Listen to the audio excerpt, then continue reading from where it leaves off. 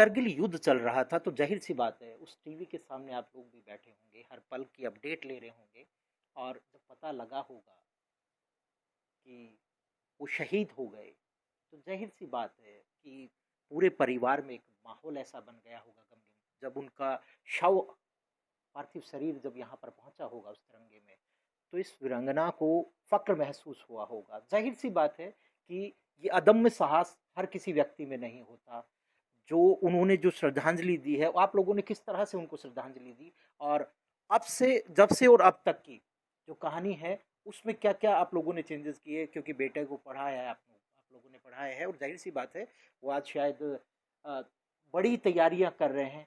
एक माँ का फर्ज आपने निभाया, उसको किस तरह आज हम जहाँ मौजूद हैं वो फ़क्र कर देने वाली बात है, वो गर्व करने वाली बात है।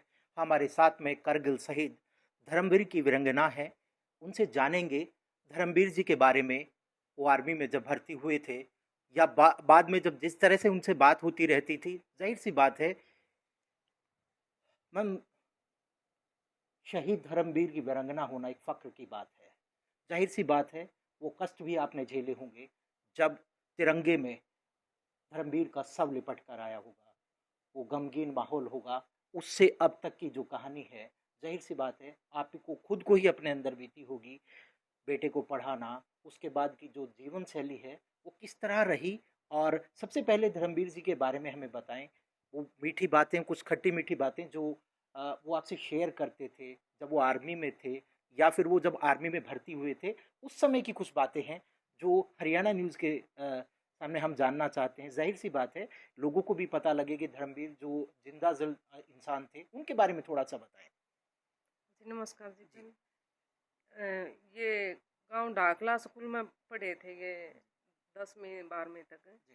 और इनके माता पिता ने पढ़ाया था। मेरी शादी फिर बाद में हुई थी ये 94 में। जब मेरे को वहाँ आई, जब पता लग गया भाई बहुत मेहनती हैं और काम भी बहुत करते हैं। जब शादी शादी से कितने दिन पहले वो आर्मी में भर्ती हो गए थे? वो शादी से 1 साल पहले आर्मी में भर्ती हुए थे, फिर बाद में शादी हुई थी। उसके बाद में जैसा जीवन था, किस तरह का जीवन आप लोगों के साथ रहा, उनका व्यक्तिगत जो आचरण था वो किस तरह का रहा?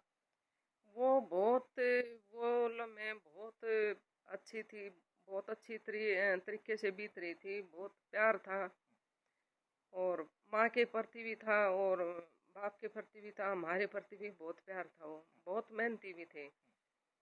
बहुत अच्छी यादें हैं उनके साथ में जुड़ी हुई। करगिल युद्ध से पहले जब वो घर आए थे, उस समय की कुछ बातें हैं जो आप लोगों ने शेयर की।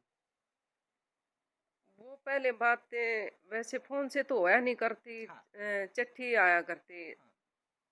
2-3 महीने में एक बार चिट्ठी आया करती। चिट्ठी में ये लिखा करते, आप बहुत समझदार हो, आप अच्छी सेवा करते माँ बाप की, आप अच्छे से रहना। मैं आऊँगा जब मेरा वेट करते, मैं वेट करा करती उनका, भाई कब आओगे, चिट्ठी आएगी। चिट्ठी से बात होया करती हमारी। जब वो चिट्ठी आती थी तो उस चिट्ठी का जाहिर सी बात है इंतज़ार रहता होगा कि वो चिट्ठी आएंगी तो उनका सकुशल, वो ठीक हैं, वो पता लग जाता था। हाँ, चिट्ठी आती थी। मैं अब नहीं आऊँगा, 6 महीने लगेंगे, हाँ। तो थोड़ा हाँ दिल में महसूस होता था भाई, हाँ। लंबा टाइम है तो फोन होया नहीं करते, तो ये थोड़ा दिल में लग गया करती वो बातें हैं हाँ। भाई। 6 महीने में आएगा तो हम कैसे रहेंगे। कैसे? जब करगिल युद्ध चल रहा था तो जाहिर सी बात है उस टीवी के सामने आप लोग भी बैठे होंगे, हर पल की अपडेट ले रहे होंगे।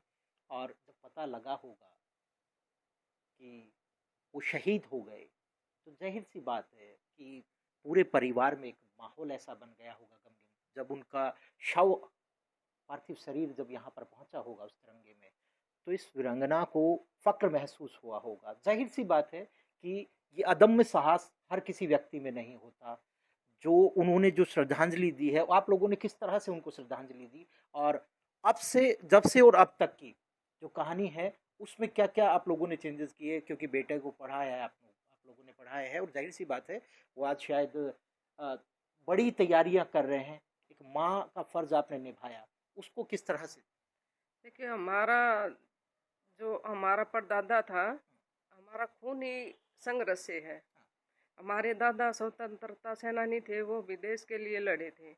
उन्हें भी युद्ध में, जेल में भी दिन निकाले उनने, अंग्रेजों के समय में। हमारे पापा थे वो भी फौज में थे, क्योंकि हमारा तो खून शुरू से फौज का संघर्ष का है। अब बेटी मतलब फौजी की बेटी थी, फौजी की ही पत्नी है, तो जाहिर सी बात है ब्लड में वो देश प्रेम ऑटोमेटिकली जनरेट। हाँ, वो खून हमारा शुरू से है। फौज में थे पापा भी, और यहाँ आई तो वो भी फौजी की वाइफ कहला दिया। तो फक्र तो महसूस होता होगा ना? फक्र तो बहुत महसूस होता है, गर्व है हमें। भाई आज हम एक बेटी भी फौजी की है, एक पत्नी भी फौजी की है। अगर मैं बात करूं कि जब से शहीद धर्मवीर हुए हैं शहीद, उसके बाद से सरकार की तरफ से सुविधाएं मिली आप लोगों को, या उससे कहीं ना कहीं आप संतुष्ट हैं उस चीज से?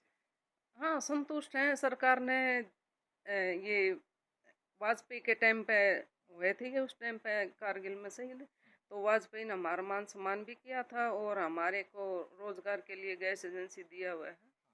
सरकार ने उस टाइम पे हमारा पूरा सहयोग दिया था। बेटा बहुत छोटा था, एक माँ की अहम जिम्मेवारी भी आपके ऊपर आ गई, उसके बाद में उनकी पढ़ाई हो, एक फादर का फर्ज भी निभाना हो, और एक माँ का भी, जाहिर सी बात है व्यापार भी संभाला, बच्चे को भी संभाला और घर को संभाला, तो जाहिर सी बात है कि बहुत दिक्कतें तो आई होंगी। देखो, दिक्कत तो बहुत बहुत ही ज़्यादा आई थी, क्योंकि बच्चे भी छोटे थे और दादा दादी भी साथ थे, उनकी भी सेवा करनी थी और बच्चों को भी पालना था। इसलिए हम पीछे मुड़ को तो देखा नहीं है भाई क्या होता है क्या नहीं। हमने तो आगे क्या सोचना था, भाई बच्चों का भविष्य भी है, दादा दादी उनकी भी सेवा करनी है, इनको भी देख रेख करनी है। तो हमें तो संघर्ष तो बहुत करा, पर आप वाली बात है, फकर इतना था कि हम, हौसला इतना था कि आगे हम बढ़ते रहे। जब भी देश के गृह मंत्री, मैंने अभी जैसे शील्ड देखी है, देश के प्रधानमंत्री जब एक स्टेज पर खड़ा होकर आप लोगों को सम्मान करते होंगे, तो जाहिर सी बात है वो जो दिक्कतें, जो परेशानी, जो कठिनाइयाँ एक माँ को हुई होगी, वो जाहिर सी बात धुल जाती होंगी उस चीज़ के लिए, कि एक देश के गृह मंत्री हो, रक्षा मंत्री हो, प्रधानमंत्री हो, जब एक बड़े मन से आपको सम्मानित करते हैं और ये कहते हैं कि आप लोगों पर फक्र है, आप जो आपके परिवार अगर ना होते तो जाहिर सी बात है 140 करोड़ लोग सांस तक नहीं ले पाते, उस बॉर्डर की रक्षा नहीं कर पाते, उस माँ भारती की सेवा नहीं कर पाते। देखो, ये तो एक बहुत फक्र की बात है। आज ये कारगिल में जो देश के लिए अपनी जान न्यौछावर कर दी, वो स्वर्ण अक्षरों में लिखा गया। वो तो हमें बहुत गर्व महसूस होता है। आज हम एक वीरांगना कहलाते हैं, एक शहीद की पत्नी हैं, तो हमें तो इतना फिक्र महसूस होता, कहीं भी जाते तो हमने बहुत गर्व होता है। भाई देखो, हम और भी छोड़े हो जाते हैं, हम तो एक शहीद की पत्नी हैं। तो इसका हमने बहुत फक्र है, और बहुत बहुत महसूस होता है भाई, ये काज देश के लिए जान न्यौछावर कर दी, ये तो किसी किसी के भाग में लिखा होता है। जी बिल्कुल। बेटा है, जाहिर सी बात है, पढ़ा कर आप लोगों ने इस काबिल बनाया है। और जब 1996 का जब करगिल का युद्ध जब चल रहा था, जब 99 पे जब करगिल युद्ध था, तो वो एक रिकॉर्ड युद्ध था। दुश्मन हमारे बहुत ऊंचे थे और उसके बाद नीचे हम, हमारे फौजी वहां पर खड़े थे, लेकिन हिम्मत नहीं हारी, और उन चौकियों को ध्वस्त कर कर और हमने विजय पताका पहनाई। हर चीज को आप लोग देख रहे होंगे, क्या मन में, क्या जहन में आ रही होगी उस समय? देखिए, ये कि 26 जुलाई को ये कारगिल डे था, जब हम गए थे उसी जगह पर कारगिल दिवस पे।